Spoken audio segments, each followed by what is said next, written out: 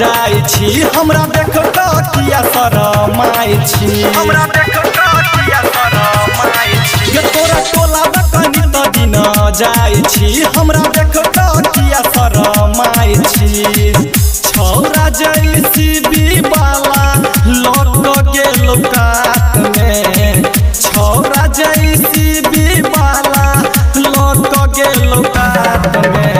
tractor वाला चुम्मा लेल कहू ट्रैक्टर वाला चुम्मा लेल कहू देखला के बाद में ट्रैक्टर वाला चुम्मा लेल कहू देखला के बाद में ट्रैक्टर वाला चुम्मा लेल कहू ट्रैक्टर वाला चुम्मा लेल कहू चुम्मा लेल कहू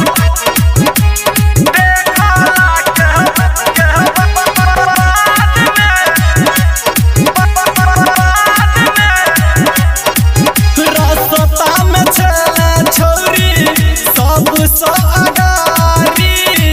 जेसीबी वाला देख के पढ़ै छले गाड़ी रास्ता में चले छोरी सबसे अगारी जेसीबी वाला देख के पढ़ै छले गाड़ी इज्जत गमेल ही छौरी रहल नहीं लाज में इज्जत गमेल ही छौरी रहल नहीं लाज में ट्रैक्टर वाला चुम्मा लेल कहू ट्रैक्टर वाला चुम्मा लेल कहू देखला के बाद में ट्रैक्टर वाला चुम्मा लेल कहू देखला के बाद में ट्रैक्टर वाला चुम्मा लेल कहू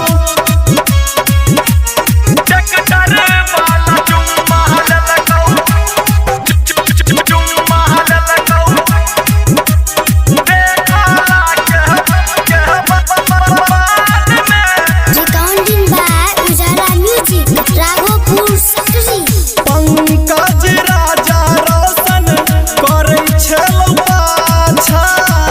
दीपक राघोपुरिया के नहीं लागै छलैया अच्छा नहीं लागै छलैया मोहुली महारा वाला करै छलौ पाछा चंदन चरण के नहीं लागै छलैया अच्छा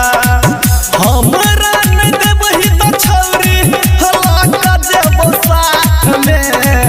हमरा न देबही त छौरी हला देबो साथ में ट्रैक्टर वाला चुम्मा लेल कहू ट्रैक्टर वाला चुम्मा लेल कहू देखला के बाद में